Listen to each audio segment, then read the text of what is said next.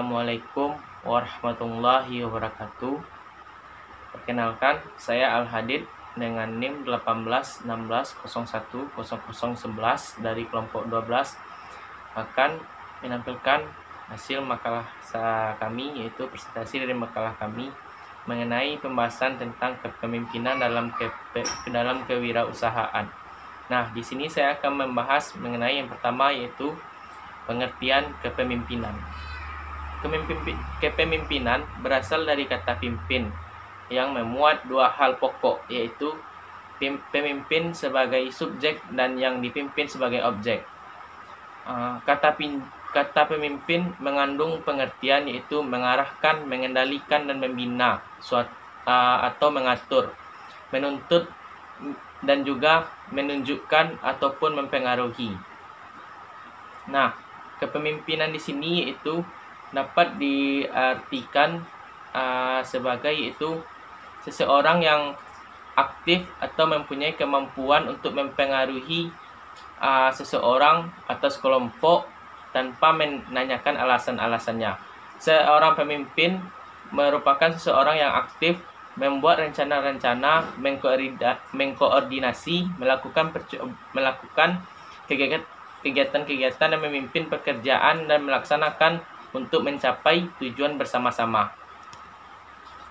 Adapun pengertian menurut para ahli mengenai kepemimpinan, diantaranya yaitu menurut Edward Tate, kepemimpinan adalah kegiatan untuk mempengaruhi orang-orang agar orang-orang itu bekerja sama mencapai tujuan yang mereka inginkan. Dan menurut John Ritter, kepemimpinan adalah kemampuan mengkoordinasikan dan memotivasi orang-orang dan kelompok untuk mencapai tujuan yang dikehendaki. Dari beberapa definisi di atas, maka dapat disimpulkan bahwa kepemimpinan adalah proses oleh seseorang atau sekelompok mencoba untuk mempengaruhi tugas-tugas dan sikap orang lain terhadap sebuah akhir dari hasil yang dikendalikan untuk mencapai visi misi organisasi. Wirausaha yang berhasil merupakan pemimpin yang berhasil memimpin dan karyawannya dengan baik. Seseorang pemimpin dikatakan berhasil jika dapat dipercaya dan kegiatannya berkesinambungan serta efisiensi dan meningkatkan keberhasilan yang berkesinambungan dari perusahaan. Selanjutnya yaitu pentingnya kepemimpinan dalam kewirausahaan. Kepemimpinan adalah proses oleh seseorang atau sekelompok mencoba untuk mempengaruhi tugas-tugas dan sikap-sikap orang lain terhadap sebuah akhir dari hasil yang dikendalikan untuk mencapai visi dan misi organisasi. Nah, kepemimpinan dibutuhkan dalam kewirausahaan agar pelaksanaan dalam kewirausahaan dapat terorganisir dengan baik, karena hakikatnya kepemimpinan merupakan proses mengarahkan perilaku orang lain ke arah pencapaian suatu tujuan tertentu. Sehingga dengan adanya kepemimpinan, suatu usaha akan terorganisir dan mencapai tujuan. Dalam berwirausaha dibutuhkan sosok yang dapat memimpin dan bertanggung jawab dalam mengurus dan mengelola suatu usaha. Pemimpin merupakan jabatan tertinggi yang memiliki tugas-tugas yang sangat penting dari visi misi kewirausahaan tersebut, seperti mengambil keputusan, bertanggung jawab atas tindakan yang akan dilakukan oleh setiap bawahannya, memberikan wewenang dan lain sebagainya. Tanpa adanya pemimpin ini, maka suatu organisasi itu akan kacau, seperti wirausaha tanpa adanya pemimpin, sehingga bawahan-bawahannya itu melakukan hal yang menurutnya benar sendiri tanpa ada yang memimpinnya, sehingga menjadi kacau dan bisa saja bangkrut. Selanjutnya itu sifat-sifat dari pemimpin. Sebelum kita membahas sifat pemimpin, ada syarat-syarat kepemimpinan.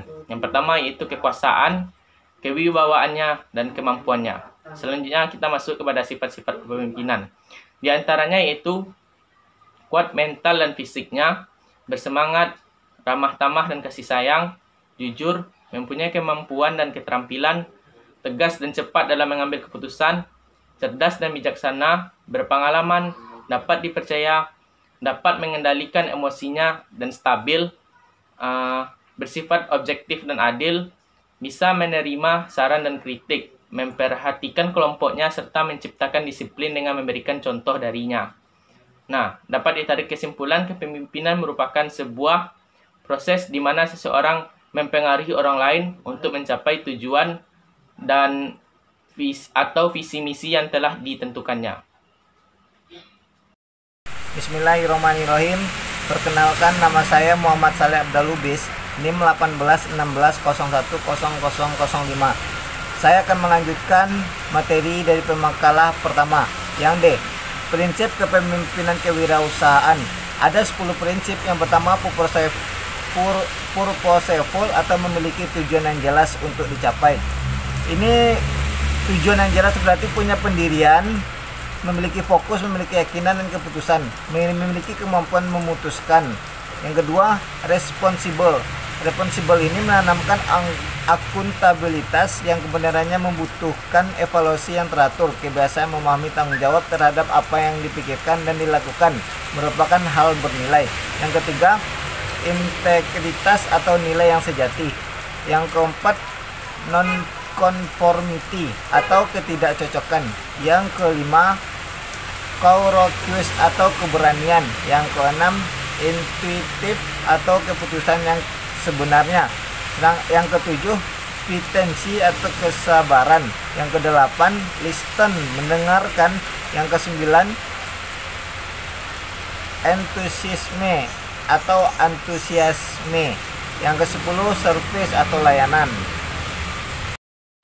Selanjutnya yang E, langkah-langkah pengambilan keputusan. Ada 5 langkah pengambilan keputusan. Yang pertama, mengidentifikasi dan merumuskan problem yang dihadapi.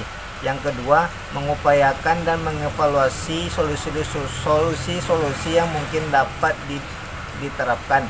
Yang ketiga, memilih sebuah pemecahan atau solusi yang diinferensi. Yang keempat, menerapkan solusi tersebut. Yang kelima, mengevaluasi hasil-hasil yang dicapai. Baik, seterusnya yang terakhir, yang F, kriteria keberhasilan kepemimpinan dalam kewirausahaan. Keberhasilan pemimpin itu pada umumnya diukur dari produktivitas dan efektivitas pelaksanaan tugas-tugas yang dibebankan pada dirinya. Ada beberapa indikator yang dapat kita pakai sebagai petunjuk keberhasilan kepemimpinan dalam suatu organisasi, yaitu yang pertama, meningkatkan hasil-hasil produksi dan pemberian pelayanan oleh organisasi atau aspek ekonomis dan teknis. Yang kedua, semakin rapinya sistem administrasi dan makin efektifnya manajemen yang meliputi. Yang pertama, pengelolaan SDM, alam, dana, sarana, dan waktu yang makin ekonomis dan efisien. Yang kedua, direct man in direct play, dengan pendelegasian wewenang yang luas. Yang ketiga, struktur organisasi sesuai dengan kebutuhan organisasi dan ada integrasi dari semua bagian. Yang keempat, target dan sasaran yang ingin dicapai selalu terpenuhi sesuai dengan ketentuan jadwal atau waktu. Yang kelima, organisasi dengan cepat dan tepat dapat menyesuaikan diri pada tuntunan perkembangan dan perubahan dari luar organisasi seperti masyarakat, situasi dan kondisi sosial, politik, dan ekonomis. Seterusnya yang ketiga, semakin meningkatnya aktivitas mahasiswi atau aspek sosial yang humas sifatnya, antara lain yang pertama, terdapat iklim psikis yang mantap sehingga orang merasa aman, senang bekerja. Yang kedua, ada disiplin kerja, disiplin diri, disiplin tanggung jawab, dan moral yang tinggi dalam organisasi. Yang ketiga, terdapat suasana saling mempercayai bersama, kooperatif, dan etik kerja yang tinggi. Yang keempat, komunitas formal dan informal yang lancar dan akrab. Yang kelima, ada kegairahan kerja dan loyalitas tinggi terhadap organisasi. Yang kelima, tidak banyak terdapat penyelewengan dalam organisasi. Dan yang terakhir, ada jaminan-jaminan sosial yang memuaskan. Terima kasih. Assalamualaikum warahmatullahi wabarakatuh.